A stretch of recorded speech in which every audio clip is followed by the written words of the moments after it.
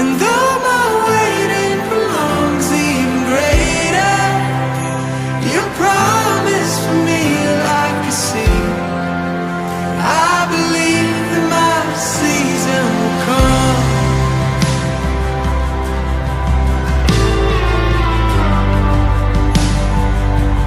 Lord, I think of your love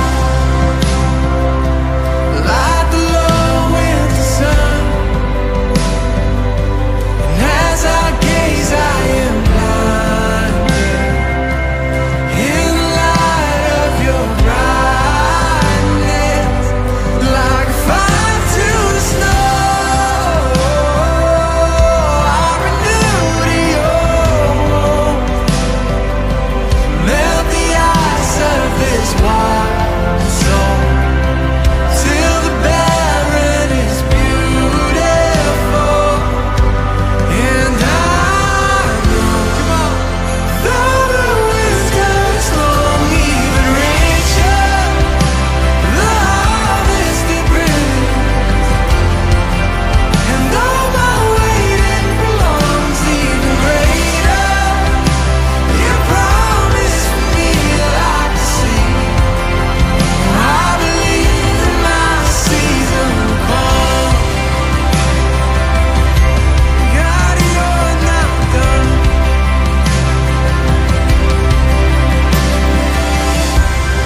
I can see the promise, I can see the future. You're the God of seasons, and I'm just in the winter. If all I know of harvest is that it's worth my patience, then if you're not done well,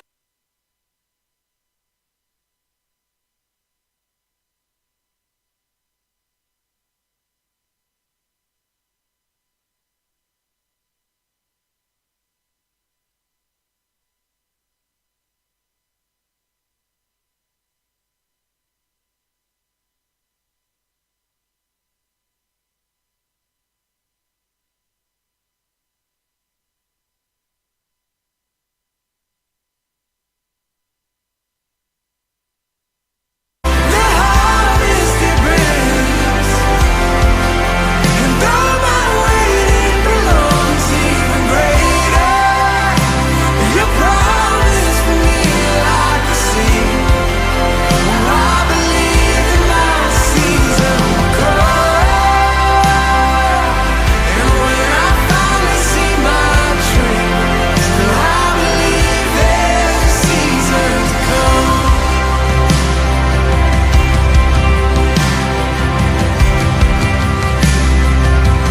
Like the seed you sown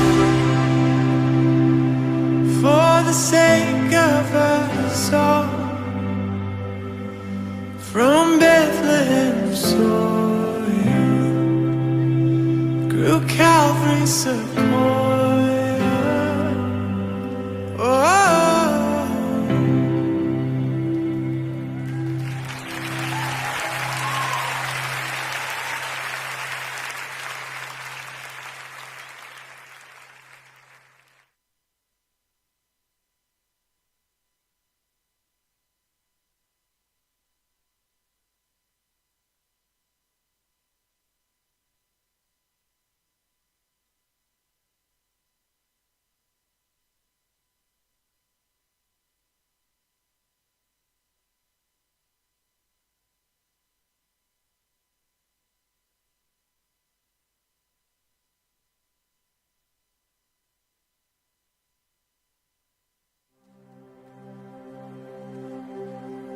Like the frost on a rose, winter comes for us all. Oh, how nature acquaints us with the nature of patience. And like a seed in the snow, I've been buried to grow. For your promises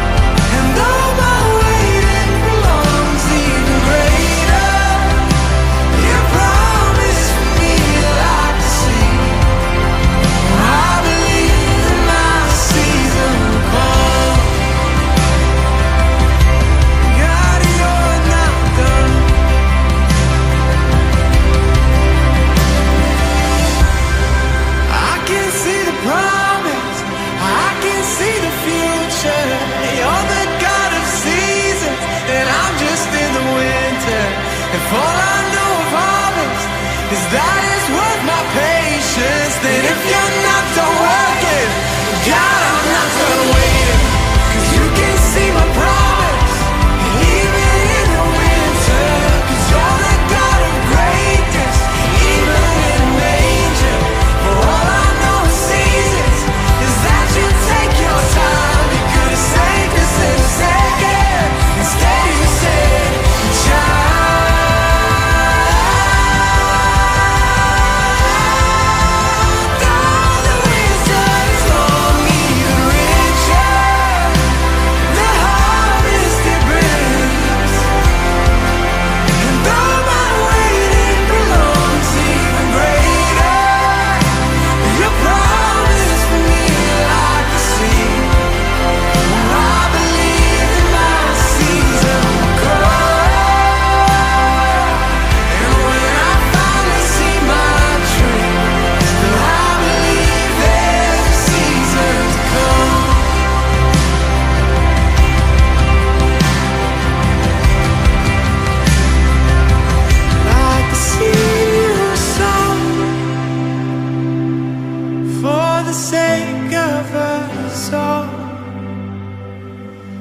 From Bethlehem soil grew Calvary sequoia. Oh.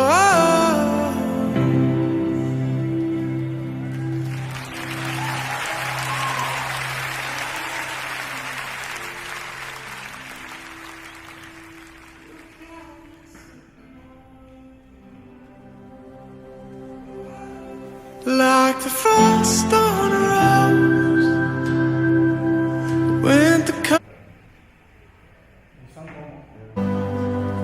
oh, how nature acquaints us with the nature of patience. And like a seed in the snow, I've been buried to grow. For your promise is loyal, from seed to sequoia. I know, though the winter is long, even richer the harvest it brings. And though my waiting prolongs, even greater your promise for me, like a seed. I believe that my season will come.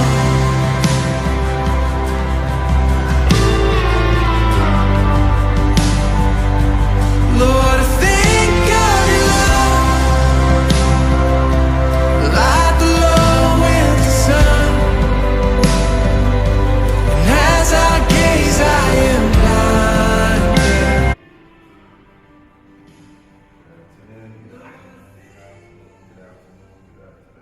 Are we live? Good afternoon, everyone. Welcome to the Collective Conversation Series. My name is Najwa. Welcome again this week to the Collective Conversation Series. It's good to have everyone join us. I want to use this opportunity to invite you physically to Heritage Place, Plot A, Buffett Elmore Road, Kedja. Is your Zoom good? I think you should check your Zoom. Right. I want to use this opportunity to invite you physically for everyone that has joined us virtually. Yes, you're right. Where we also want you to be, you can also join us virtually and be part of the conversation. It's a conversation, right? And we like that everybody participates in it. The Collective Series is a social cell system platform that has been designed and engineered to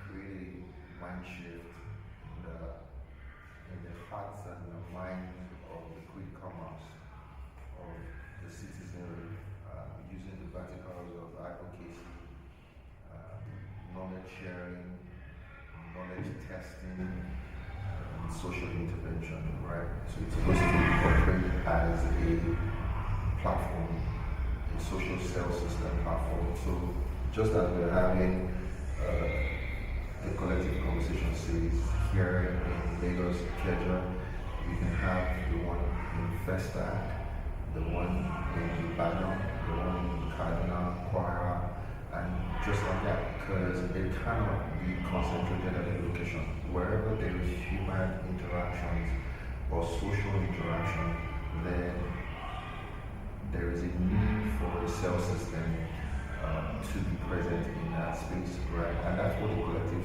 conversation series is about.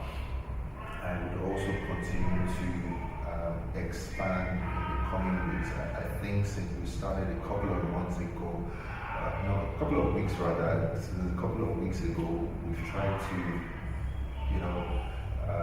lay foundations of what it is that we are really doing.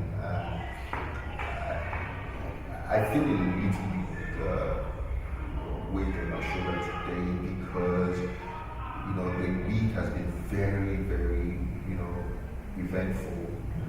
All of the events that have happened at geopolitical level, as much as the collective conversation is not a political,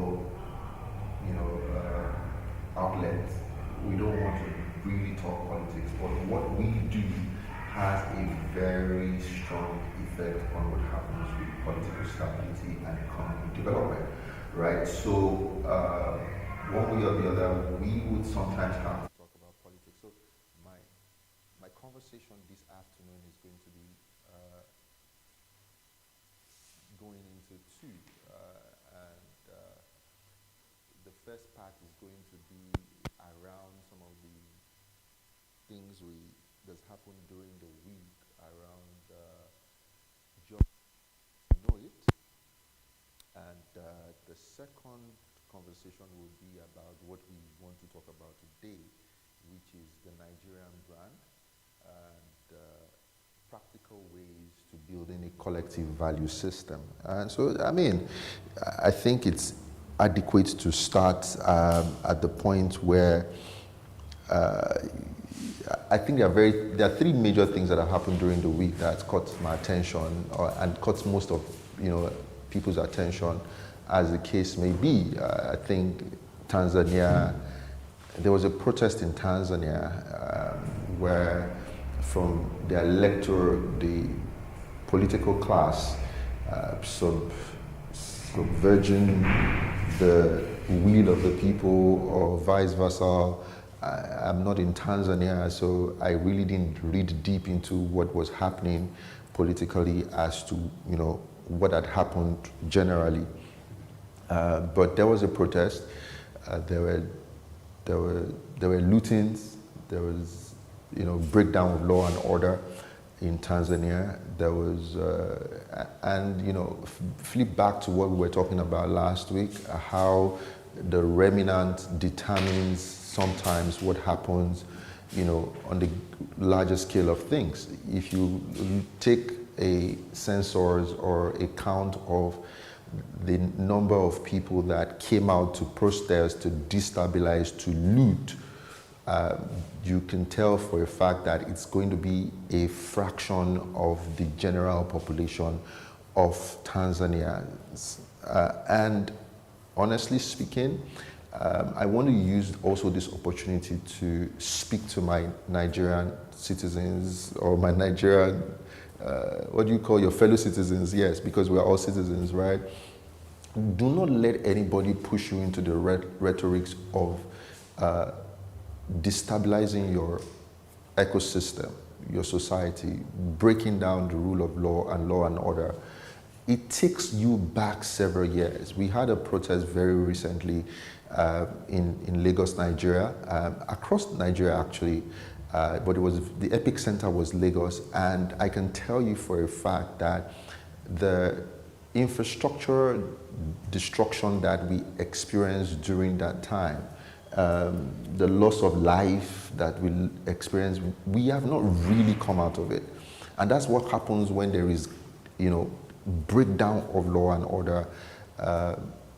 Private citizens suffer. I started to see videos, I think around Thursday, Friday, where the looting had started, right? They had burned down maybe a few politicians' houses here and there, but after a while, once there is breakdown of law and order, the mob mentality kicks in, and then you have a complete state of anarchy. And that's why I always say I have very little or no respect for anybody agitating for a revolution. In fact, it's one of the reasons why we started the collective effort for social transformation. The collective conversation series is just an expression under the collective effort for social transformation. The collective effort for social transformation has broad expressions. One of it is the next 4 decades. One of it is LEARN, which is leadership, education, and reorientations for Nigeria. And the third one is the Friends of the Force. So as we go on, we'll continue to unbundle, all of these things to everybody, because we are fellow citizens. And when you see the level of misinformation that is out there, that is being engineered as a tool to create crisis, you will know for a fact that people need to speak up. So if somebody can set up a camera to push hate, racism, bigotry, religious intolerance, let those of us too that want things to go well set up our cameras and push out what needs to be said. Put out the real information, help reorientate people that don't know better. And in so doing, I'm sure that good in itself will be multiplied, right? And the remanency of people willing to do good will continue to compound. And once that begins to happen, we will see the interest, on that compound. The world really is founded on compound interest, really. Compound interest in almost anything. Once you have effort in a particular area and the effort is consistent over a long period of time, inevitably compound interest takes effect, right? So I'm calling on everybody who understands the right from wrong, good from evil, that has a broad sense of leadership, to take on the burden of making sure that their very immediate environment has at least the right information. When you don't do anything, you leave the people who has ulterior motive to take the day, and we can no longer allow that to continue in Africa. I think another country that, there was Cameroon, but the one that is of particular interest to me is the very, very recent rhetoric that we have received from certain quarters of the world, where our government is being called out on crisis that is happening in the certain geopolitical zones of Nigeria. It's very difficult for me not to talk about it on the conversation today. And I want to say, and if you follow from last week where we were talking about generally people wanting a Messiah. I think in the Bible, the children of Israel, after a while, they asked for a king. Give us a king. When Jesus came, they wanted to make him king, the king of Jews. And we're talking about the mindset where people really just want to have a Messiah. They are hungry for a king. They want someone who's going to take responsibility for the helm of affairs and who's going to make all their troubles go away. I have news for you. Your troubles are not going to really go away. You know, when you win at this level, you unlock new challenges. I want to tell you categorically, when we win, you know, within our local politics, national and politics, we have to face geopolitics. And geopolitics is a different kettle of fish. I'm sure you've seen the tariff wars, and there is a new world order evolving. I put it to you today, Nigerians, I put it to you today, Africans. If Nigeria stabilizes for the next 25 years, politically and economically and socially, the world as you know it will change. The world order, the distribution of power, who calls whose bluff will change if you stabilize Nigeria, and by extension, but if Nigeria, when Nigeria stabilizes, because I'm going to speak prophetically into Nigeria right now, when we stabilize, Africa will stabilize by extension. When Africa stabilizes, the world order as you know it will change, because you will have political power, economic development, you have raw materials, minerals on your land, and you have population, growing population, forward-thinking, innovative, technically advanced, technologically advanced population, and then you have the raw materials. Think about that for a minute. So, if you understand that power is not given willingly, there are some people that are profiting from the chaos that is in the system right now. And trust me, it's not only local players or the political class that are profiting. You know, part of the things that I want to talk about in the second part of today's conversation, which is the brand Nigeria, the practical steps to building a collective value system. I don't think we can unpack the brand Nigeria even in a whole quarter, but we will start. One of the things that I'm going to talk about are the things that are working in Nigeria. And one of the things I want to bring out there that I think I have a list of about 10 things that I've written down, is the amount of remittances that have entered into Nigeria in the last year. I think in 2024. In 2022, we had about $21 billion in remittances. Over the last 5 years, we've had about $90 billion in remittances, meaning that the people that have traveled, I think there are about 714,000 immigrants in the United States. They are in different other countries, but the amount of remittances that we have received is about $90 billion in the last 4 years. Now, what that means is that the people that sent that money back are paying taxes where they are. They are contributing to the advancement of those places where they live. Now, don't think for a minute that those countries want them out.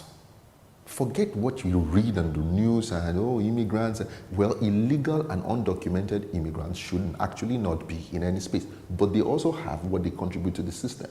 Now, if we are sending that kind of money back home, the countries that are attracting the immigrants are benefiting. We have so many people benefiting from the chaos that we have right now. And that's why we have to take charge. See, nobody is going to come and save us. I go on social media platforms and I'm reading comments. I'm burdened. And I know that there are so many people out there also who are burdened, who know their left from their right, who know right from wrong, good from evil. I want to encourage you to speak up. If you have benefited in the last 2-3 years in the capital market is experiencing gains like never before, because there is stability, there's investor confidence. See, anything that will pose a threat to the stability that we have right now, that we are envisaging for the first time in a very long time, even though privately owned, even though economics, invisible hands of demand and supply, monopoly, oligopoly, all of that, put it somewhere.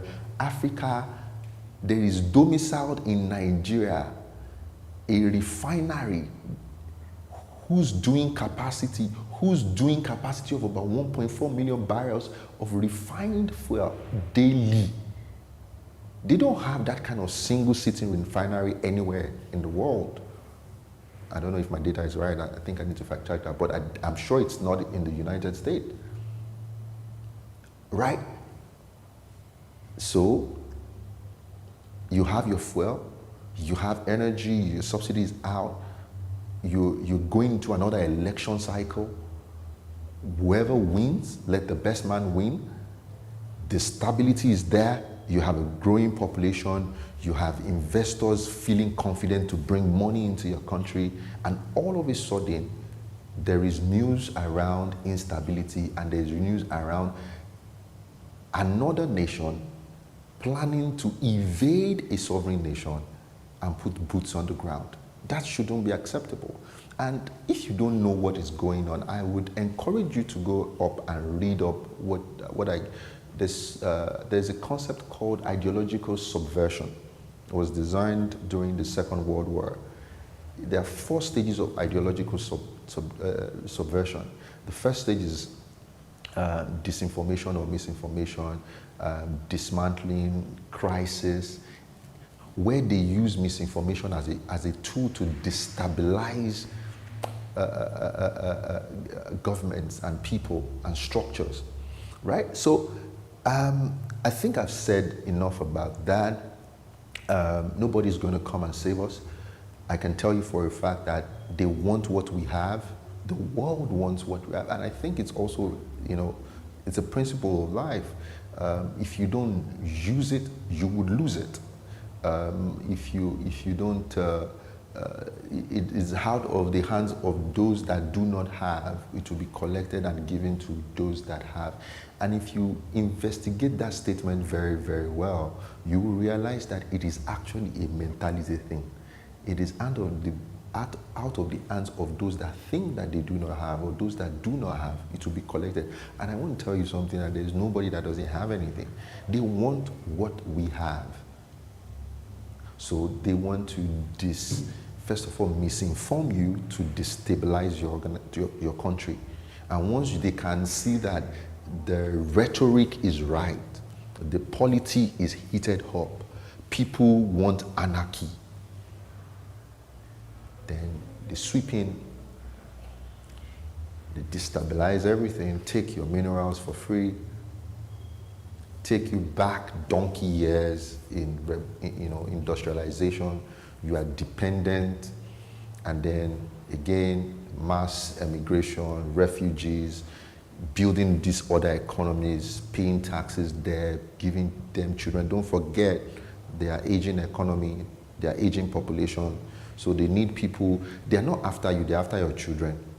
So once your children are bettered, those ones are obviously natural citizens, and they belong to the system, so they turn everything. This thing is scientific, right? So I think that does it. I need to pump up my energy a bit, and I want to encourage you, if you have money in the capital market, say something to the people around you. Say something.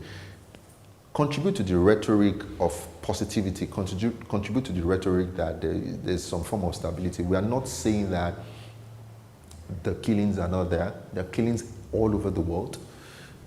I don't want to talk about Israel. I don't really want to talk about politics. I really, really, really don't want to talk about politics. But there are killings everywhere. There's corruption everywhere. So our environment is not going to be singled out, and be scapegoated because there is an agenda. And that's why we're doing what we're doing. We need to awaken people's orientation to the fact that if you don't set your agenda, somebody else is going to set it for you. If you don't contribute to your own agenda, somebody else is going to contribute to you, contribute, give you an agenda to run with. If you cannot fund your agenda, the person that has the power to fund it will tell you what to do. You know, and I think I'm just going to leave it at that, because you can't exhaust these conversations in themselves.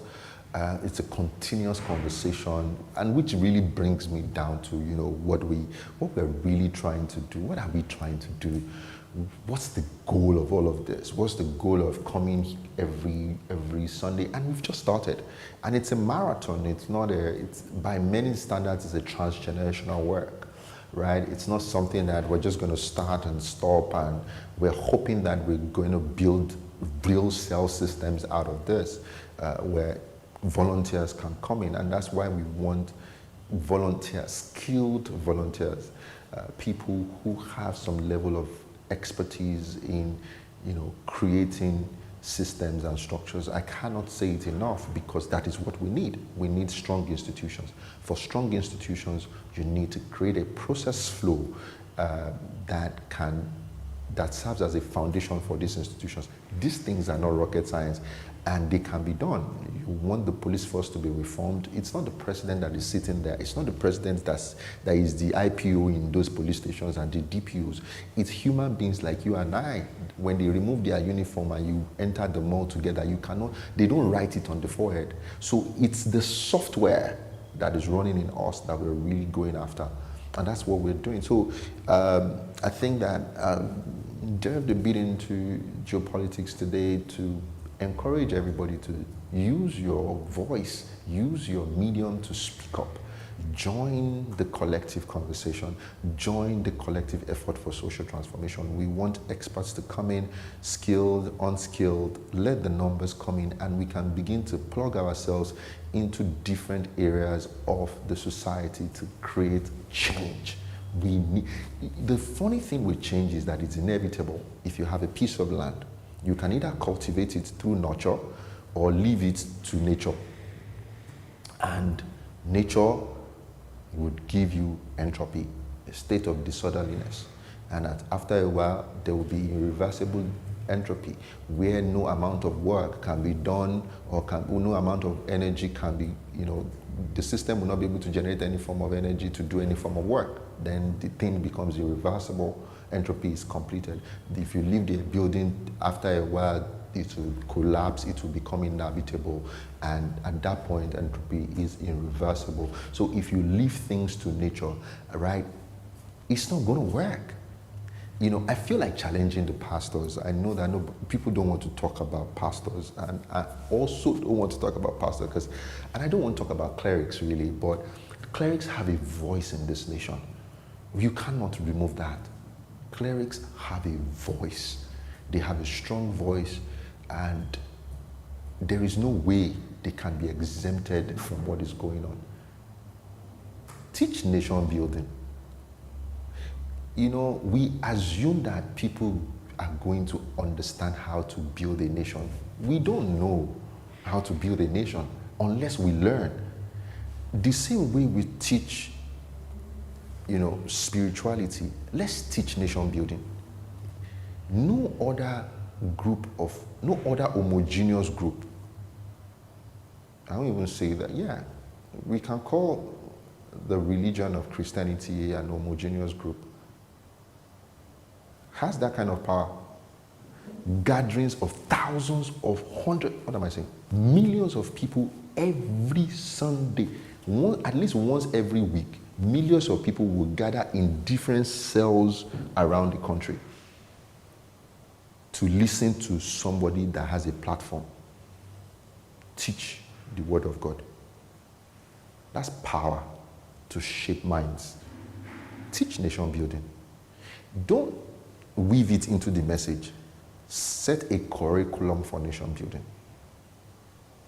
If we get it right at a national level, trust me, half of the prayer points that people come to church for, half of the emails and text messages and trust me, the pastors and the churches are doing a whole lot.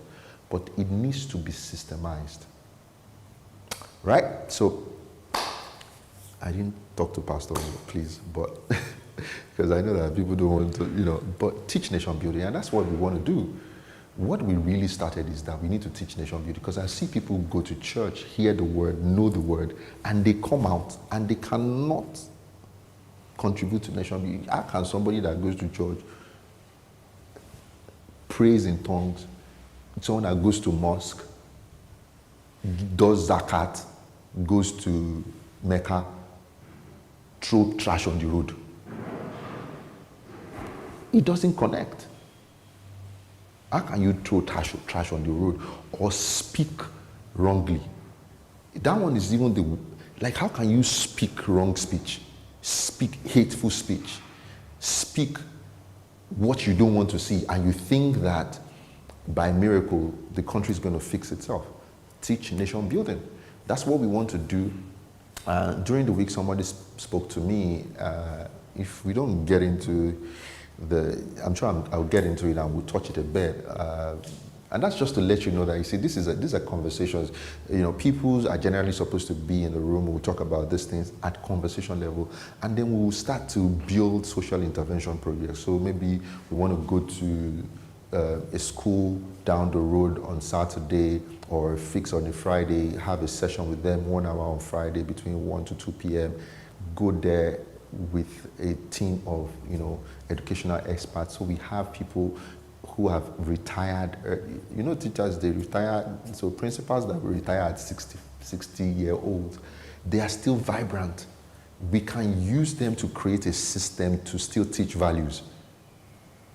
And that's the kind of thing I'm saying. So we have a pool of people retiring at 60 who are not plugged into anything, who are not starting schools. They have all of these 35 years of experience. They retired at 60. They are very agile, but you cannot use them to fix the nation because nobody is creating a system that loops them back. So why can't we create a system at a social level and loop them back, cross-feed them into all of the states? I'll take teachers, retired principals. If we work with retired principals only in Lagos State and cross-feed them across all the regions in the Southwest and do the same for the Southeast and do the same, the morals will go up. And that's the kind of system that I'm talking about. And the government is not going to do everything, right? So yeah, this first few, I've not touched my notes, but these first few weeks of conversations, we're bringing to our subconscious level, at conscious level, what we need to do. We can't sit still. Anybody sitting still right now needs to have a rethink. What's your vision for Nigeria in the next 36 years or the next 35 years? Nigeria is going to be 100 years old, 100 years independence.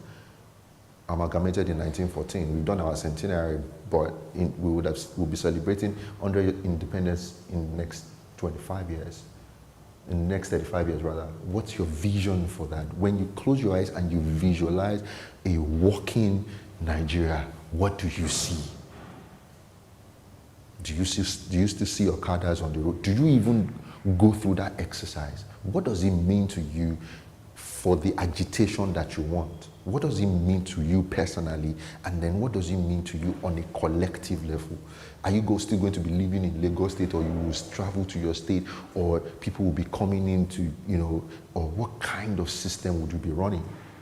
What is it just about what you're going to eat and how you are going to feel, or you actually think about what it would mean to have that kind of power and the kind of good and change we would need to create in the world? The ones that had the civilizations before us, what good did they do with it? And what evil did they do with it? Do we have that kind of visioning? Because we really can't talk about the brand Nigeria if we don't talk about the purpose. Before you create anything, if we were to create an intentional brand for Nigeria, we must pull back and draw a map, a purpose. What do we need a strong Nigeria for? What do we need a strong Africa for? When you look at our value system, this ostentatious living, if we actually have it right, the world will not have peace. Because with even what we have, you enter a place, Nigerians are loud, They take over everywhere, making it. They make the people that have welcomed you to come and everywhere. South Africa, everywhere. When they see Nigerians, they're like, oh, these guys. So imagine if we were top 5 countries in the world. We literally will be going into people's houses, the countries, and telling them that, they should go and they should take several seats back. Right? So what's the vision that we have for Nigeria? What's the purpose of this development that we have? Once we are able to articulate some of those things and the remnant are able to form a band of collective that can create some form of change, and they can do it consistently for a while, compound interest will kick in, and we'll begin to see the effect of that. So why are we doing what we're doing? I'll just quickly answer a few of those questions, because I got some feedback during the week, and somebody was like, fantastic, give a few feedback. I'm going to address some of them. I really hope that I can get into my conversation this week. Though I know that we cannot finish unpacking the brand Nigeria and building a collective system. And for the methodology that we have actually also adopted is that these conversations will be, we will take a particular trust and do it for like a quarter or for half of a year, do advocacy around it for all of these, and then social intervention programs that we would have created for that space of time also, whether it's the rule of law, for respect for one another, respect for the environment, good speech, or patriotism. These are about the 5 cardinal points or 5 cardinal verticals that, the collective effort for social transformation, is working with. Respect for the rule of law, respect for the environment, respect for one another, then love for country, all embodied in good speech. Our election year is coming, the polity again is heated up, you go on social media spaces, people are saying different things. And we cannot really have that continue if we really have a vision for a working Nigeria. So why are we doing what we're doing? In simple terms, I think I've answered that. We just want to teach, nation building, national development. It's not going to jump on us. We have to learn it. We're not reading as much as we should, so we can devise other means through the use of technology to teach national development, to bridge the gap of inequality that is existing in the society today as we know it, and find a way to make sure that we fulfill our duty to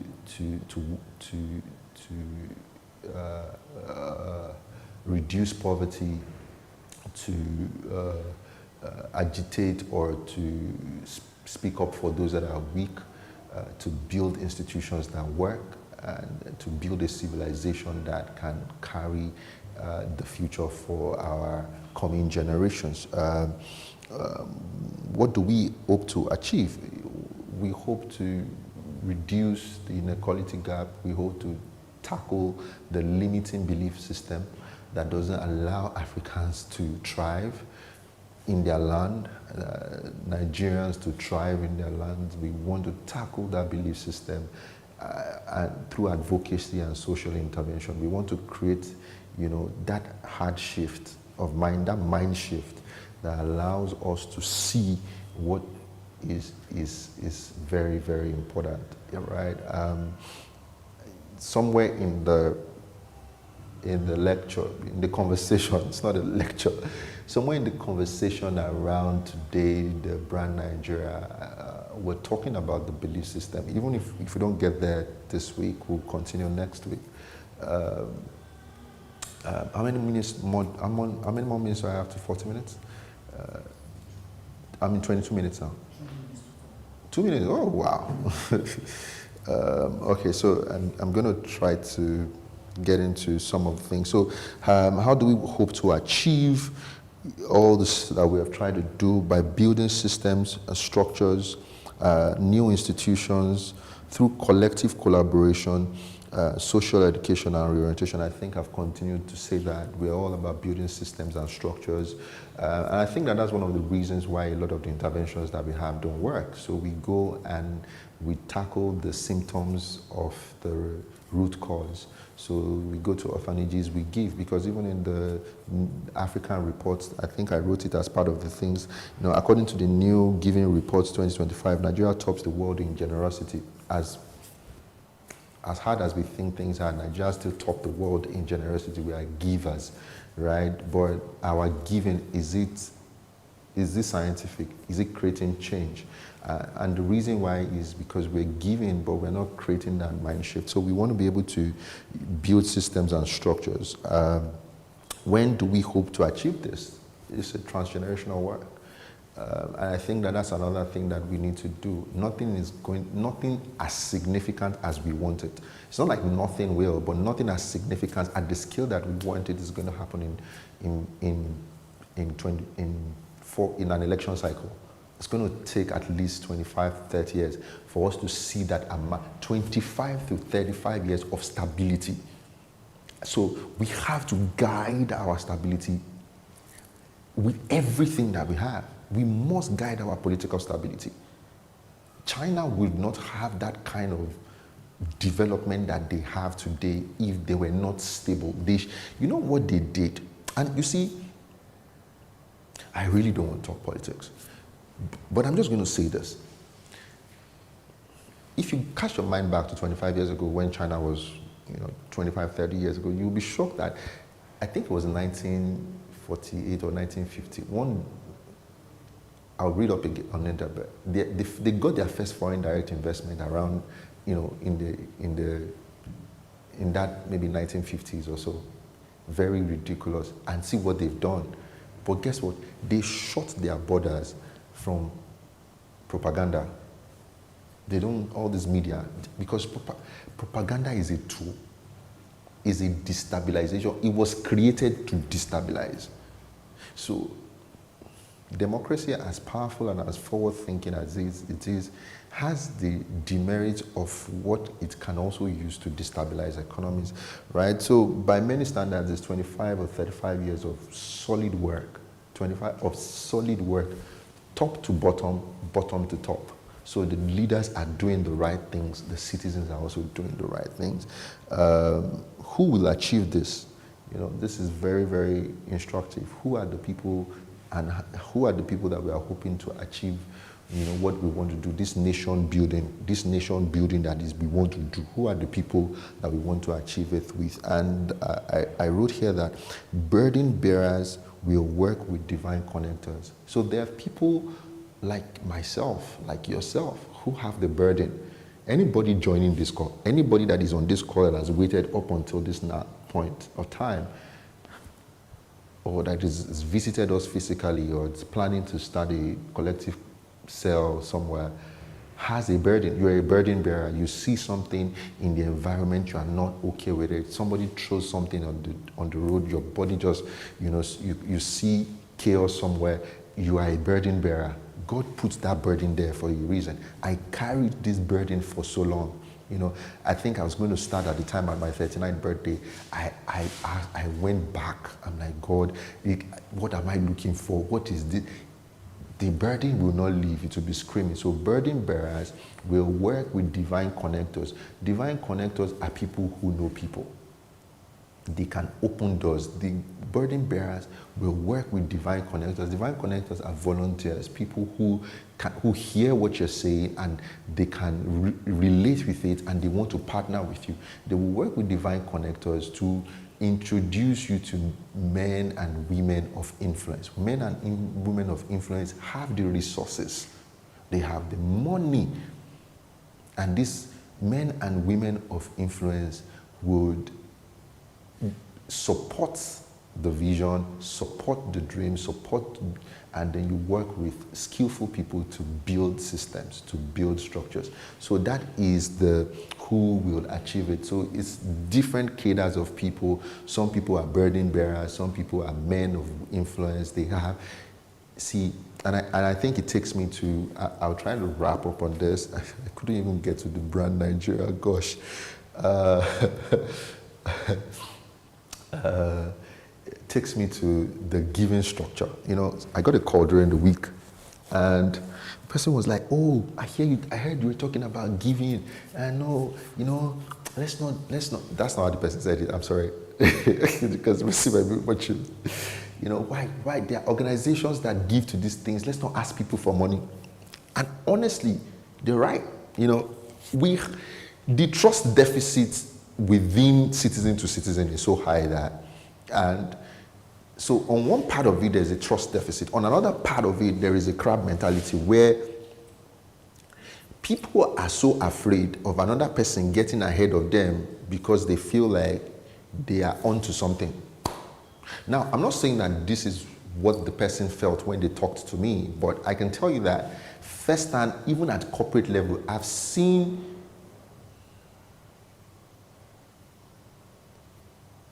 clients refuse to pay startups because they feel like they just don't want you to have this money. So just oppose that to geopolitics. If some clients don't want to pay a young startup guy the money that is due him because they feel like, how can I just give you all this money? Trust me, there are some people out there in the whole world who are looking at you like, what? How can God just give you all this gold? I'm just going to come in and steal it.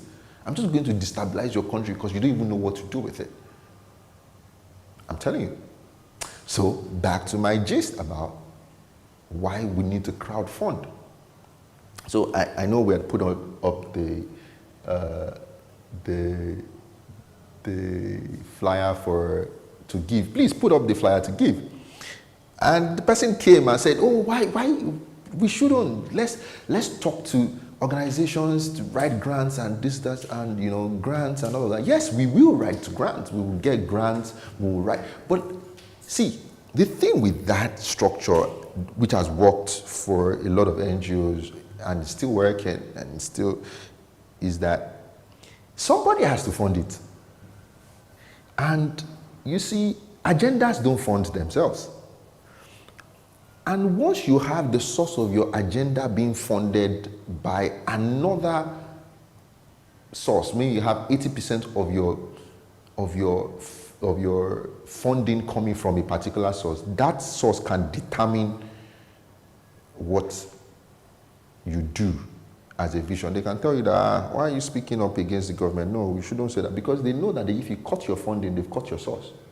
And you see, when you don't open up yourself for reach and you focus only on a particular place for funding to come in, you limit your scope. Philanthropy is a very critical part of development. Democracy is expensive. Nation building is expensive. We need to reorientate our minds. So we want everybody to give.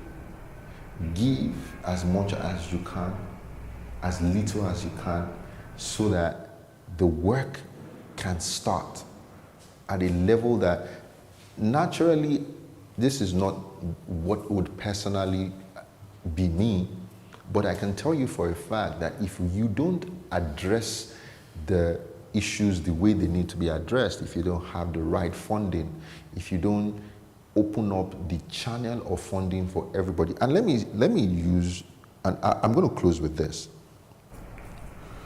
This is one way that we can break the backbone of Godfatherism in our politics, through funding, crowdfunding. You see, ideologies, but you see, because we don't run politics on ideology yet, because we will get there. Politicians don't come and campaign for your support.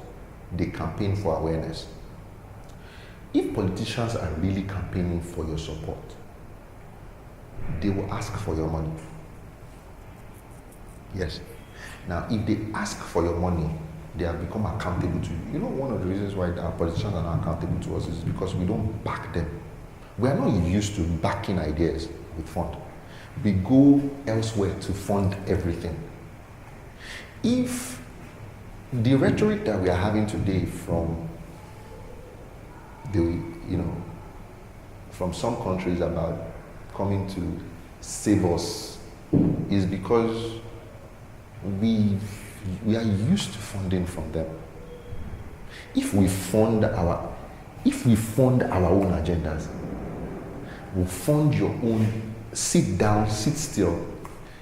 Oh, let's run an agroeconomy and feed the world. Forget all this AI. AI is real, but even at the level of AI, we are still consumers. At the level of even the internet, we are still consumers. It's not about developing, there's nothing wrong with developing payment gateways and fintechs and all that, but I'm saying that if you see if you go to the capital market in the West and see what NVIDIA and the semiconductor industry alone, what they are planning vis-a-vis the energy companies, the kind of energies that are needed for the data centers, and you will know that we are not in that game yet.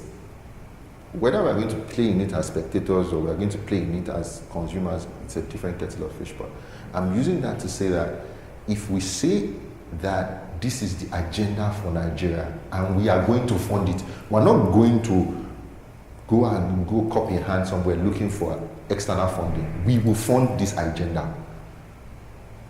The way we think is going to be different.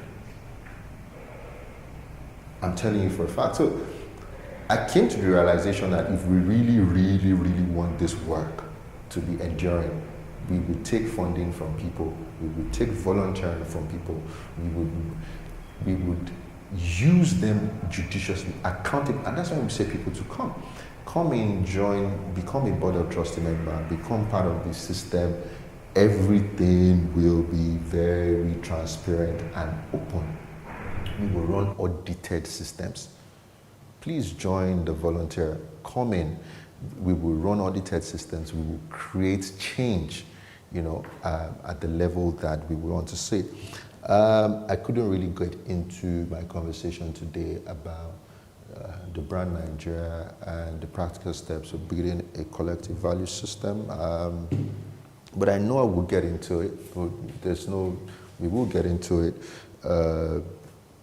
There are a list of things here that are working in Nigeria. So when you're talking about the brand Nigeria, there are a lot of things that are working. There are a lot of things that are not working as much. Why is it that the things that are not working are the things that are taking the order of the day? And how can we change that narrative? What do we need to change that narrative? How can we drop a scientific methodology to change the narrative? How do you change people's orientation? Because what really creates change, or what really creates things, is the software that is running in anything. When you take your laptop, for example, what gives the laptop the capacity to do what it can do is the programming that is inside, not the hardware opening and closing the laptop. And so also is the same thing with the car, almost anything. When you see the structure of the building, what holds it is it's not the block that holds the building. I hope you know that. It's the measurements. This building that I'm speaking in, what gave it the strength to stay is not the fact that they put aluminum and glass and block together. No, it's that there was an architect that sat down and did scientific measurements that this concrete will hold this weight of wall. That's the programming of this building. And until we go into the programming of what is running at the back of the minds of Nigerians that makes us act in the way we act, we will not really be able to build a brand that is sustaining and transgenerational and enduring, as the case may be. So next week we will get into it. We're hoping that more people will come into the room. We'll be sending out invites during the week. Please share with your friends, share the link, share the short clips, go to the YouTube page, watch, share our reels, ask for it, and be part of it. We want you to join us to do this. And I'm not the only one that's going to be talking. We're going to be inviting other people also to speak on these topics. You know, we go for social intervention projects and all of that. And so it's going to be a lot and a very robust adventure to build Nigeria. I am very sure about it, such that in a very short time we will be deciding who exactly is going to be our leaders, who are going to be in Senate. It's not going to be people recycling themselves, because we would have broken the backbone of Godfatherism, because we will fund ideas. We will crowdfund people to political power. Yes. If 5 of us can muscle up the kind of money that we need to run for governorship election in this country, then we can determine who runs for a governorship election in a state. But guess what? If you don't have that kind of money, if you can't raise that kind of money, you don't have a say in the game. It's rigged choices. I have this lecture on the 6 C's of rigged choices. We'll get into it one of these days. Thank you very much for joining the collective conversations. We're still breaking the ground, so don't worry. We're making changes here and there. You'll see a lot of changes. We want you to come in. I cannot emphasize that enough. Please, volunteers, we want you to come in. Come into the space physically. Come and be part of the conversation. There's a part of the conversation that's also where everybody gets to interact. Come in. Let's network. Let's build systems and structures. Thank you for joining today, and see you next week by the grace of God. Amen. And be the change you want to see in the world. Go out there, use your platform, use your voice, say good things about Nigeria. Don't amplify the wrong rhetoric. Don't amplify hate or division anywhere on your platforms or around you. Wherever anybody is saying anything negative and it's not the right thing, don't be too bougie to interrupt. Yeah, well, I know we're a very classist society. We don't always want to, especially those of us that are very red and exposed. You don't want to talk about things that they didn't interrupt and educate people, reorientate them when they are going the wrong road. Talk to your drivers, talk to your domestic workers, talk to your subordinates. Speak up. And I'm sure that in a very short time, even in our lifetime, we will see this country develop. Thank you very much for joining in today. See you next week. God bless you.